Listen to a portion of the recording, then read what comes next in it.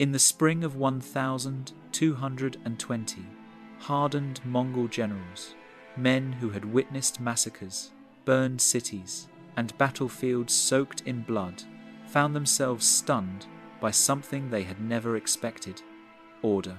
They stood inside the captured city of Bukhara, prepared for the chaos that typically followed a conquest, only to witness a chillingly methodical system unfold. They had long grown accustomed to brutality, yet what Genghis Khan unleashed upon the defeated population was different. This was not random violence. It was not rage. It was administration. The Mongol soldiers moved through the city, not like conquerors, but like officials executing a state program. Every resident was sorted according to age, skill, and economic value. Skilled artisans were catalogued for relocation. Able-bodied men were pulled aside to become forced laborers and, when necessary, human shields in upcoming sieges. Women and children were divided according to the needs of Mongol households. Those too old or infirm simply vanished from the historical record. What disturbed the generals most was not the suffering. Violence was familiar. What unsettled them was the realization that Genghis Khan had created a legal and ideological framework where such actions were not only permitted but correct. They watched him enter the city's grand mosque, repurpose sacred objects as horse troughs, and proclaim himself a divine punishment upon the people. He spared the city not out of mercy, but because every person inside it represented potential labor, wealth, or leverage. Standing amid the ruins, the generals realized this was not barbarism. This was a system cold, rational, and terrifyingly effective. And for the first time in years, a shiver ran through men who thought themselves immune to fear. Decades earlier, in the frozen steppes of the 1172nd, a boy named Temujin learned firsthand what it meant to be powerless. At around age 15, he sat inside a wooden kangu, a painful restraint typically used on livestock. His neck and wrists were trapped. He could not lie down, feed himself, or even scratch his face. Dragged from tent to tent as a trophy of his captors, he became an object rather than a person. Yet Temujin was not merely suffering, he was watching, even in chains. He studied the weaknesses of those who held him. He noticed when guards drank too much, when discipline slipped, when festivals caused lapses in routine, and when such a moment arrived, he used his observations not only to escape, but to persuade a sympathetic young guard to aid him, revealing a talent that would later reshape the world. An almost supernatural ability to understand what motivated people and to manipulate those motivations. But the kangu was not his first harsh lesson. Years earlier, when he was 9, his father was poisoned during a feast, violating the sacred code of steppe hospitality. In the aftermath, the clan that owed loyalty to his family held a meeting. Coldly and pragmatically, they decided that Temujin's widowed mother and her children were burdens more mouths than they could afford to feed. They abandoned them in midwinter. Temujin watched the only community he had ever known ride away, leaving him, his mother, and his siblings to starve. His mother kept them alive through relentless struggle, teaching them to dig roots, trap marmots, and eat whatever they could find.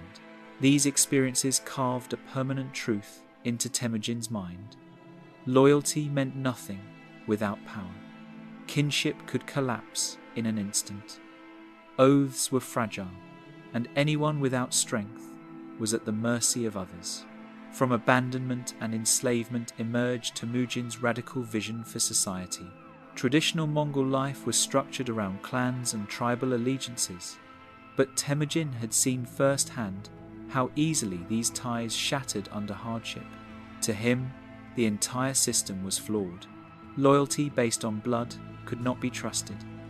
The clan model was inherently unstable.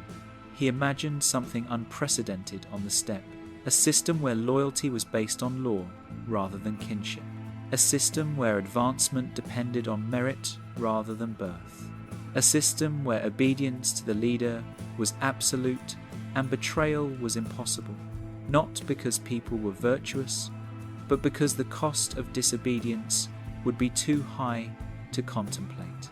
When Temujin finally unified the Mongol tribes and became Genghis Khan in 1206, his first act was not conquest, but legal reform.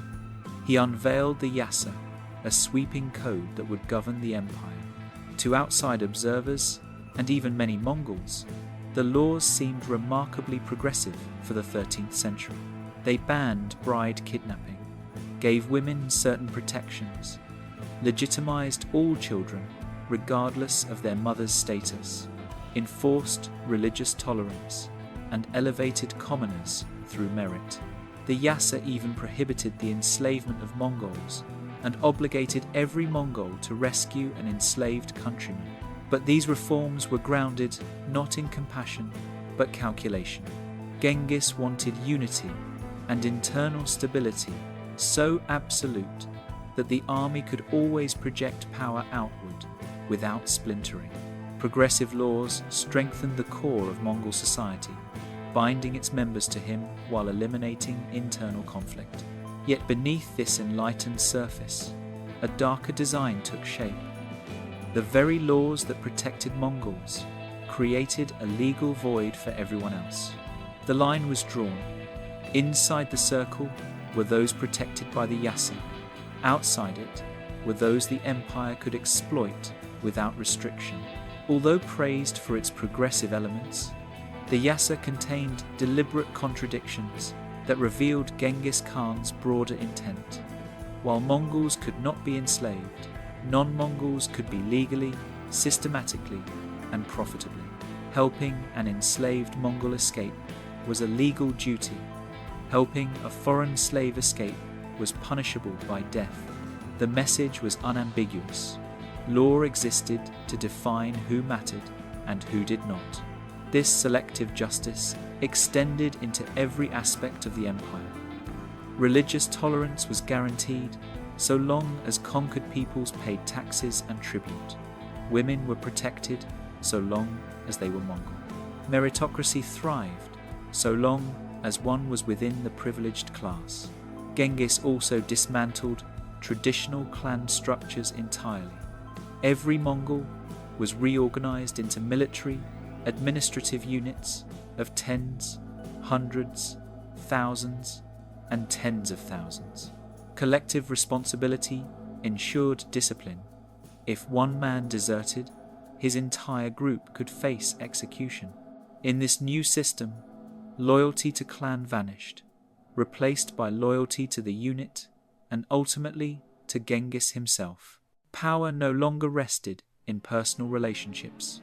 It resided in the system, an impersonal machine that rewarded obedience and crushed defiance.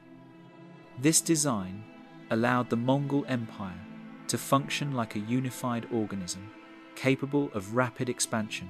The case of the administrator Kurhu made this reality clear.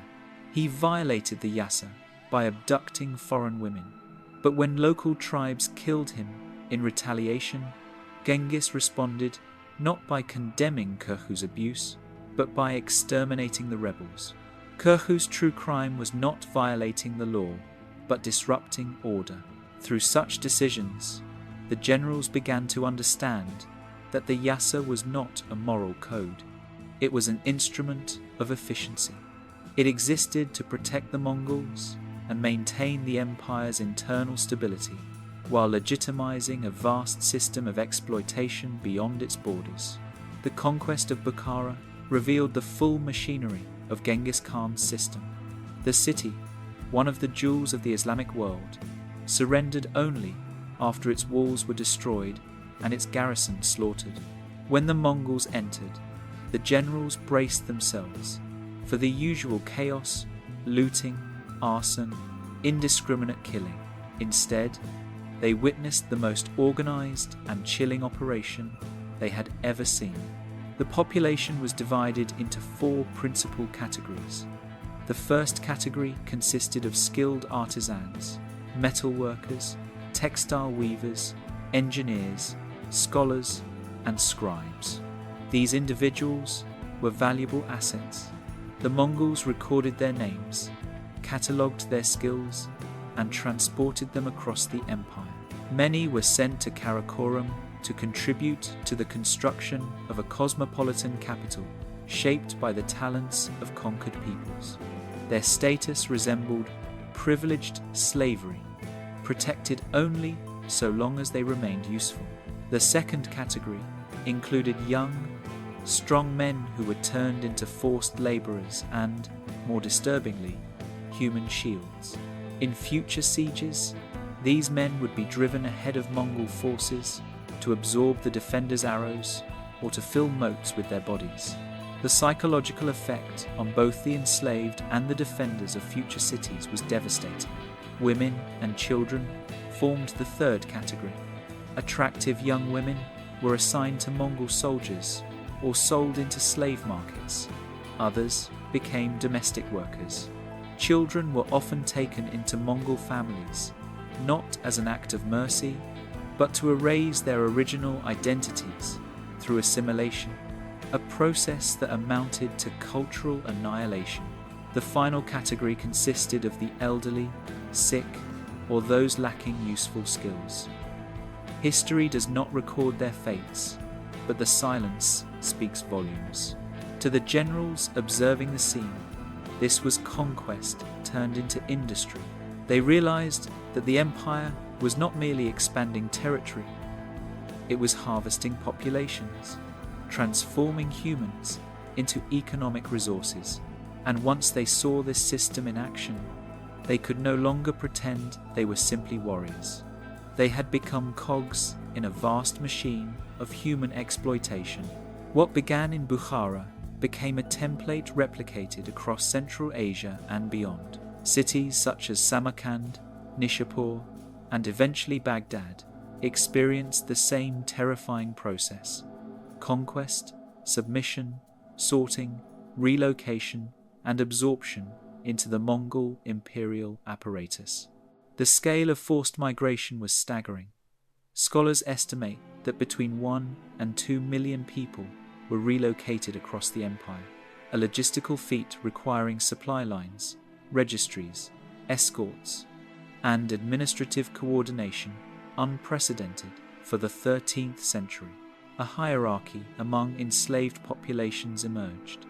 At the top were the skilled workers, who enjoyed stability as long as they remained productive. Below them were domestic servants, with uncertain fates depending on the whims of their owners. Beneath them were agricultural laborers who sustained the empire's workforce. At the very bottom were the human shields, whose lives were brutally short. This hierarchy prevented rebellion by pitting enslaved groups against one another.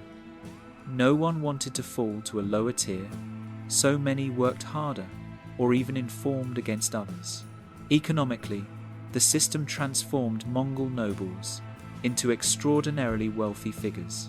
A single campaign could yield gold, silver, valuable trade contacts, and entire workshops of skilled captives. Cities rebuilt under Mongol control often reflected a blend of cultures, precisely because their laborers came from conquered lands across Eurasia. The Mongols paired their military efficiency with psychological warfare. Tales of population sorting, forced marches, and the fate of resisting cities spread far ahead of their armies. Frightened cities often surrendered without a fight, believing cooperation was the only path to survival. This allowed the Mongols to expand faster while preserving their own manpower. Even after Genghis Khan's death, his successors institutionalized his system. Hulegu in the Middle East, Kublai Khan in China, and the Golden Horde in Russia all maintained variations of the same structure. Elements of it survived for centuries. This was not random cruelty. It was a carefully engineered system of domination that reshaped whole civilizations. Genghis Khan remains a paradox. To the Mongols, he was a visionary who unified the tribes, created stability, reduced crime, granted religious freedom, protected Mongol women, and built an empire where merit could elevate even the lowborn. Life expectancy rose, internal conflict declined, and trade flourished. To them, his reign was a golden age. For those outside the Mongol circle, however, he was a cataclysm. The Mongol conquests killed tens of millions, destroyed cities, and uprooted entire cultures. His legal system protected one group by systematically dehumanizing all others. Both interpretations, hero of his people, terror of the world, are true. Yet the video pushes the viewer toward a deeper question. Genghis Khan's system was not terrifying because it was chaotic, but because it was rational. It was built on laws, bureaucracy, and efficiency. His generals recognized the horror, yet continued participating because the system was too vast to resist. History shows this pattern repeatedly. Empires and nations throughout time have crafted progressive laws for one group while exploiting or brutalizing another, often justified through legal, religious, or economic language. Colonial powers in Europe, the early United States, and even the regimes of the 20th century use similar logic. The final question, then, echoes beyond the 13th century. How many systems exist today in which people recognize injustice, yet continue participating because the structure feels too big to fight? How often do we draw invisible lines between those who deserve protection and those who do not? And how often do we hide cruelty behind the language of order, efficiency, or necessity? The story of Genghis Khan's slavery system is not merely a historical account. It is a warning about how easily human beings can rationalize oppression when it is neatly organized, legally justified, and socially normalized.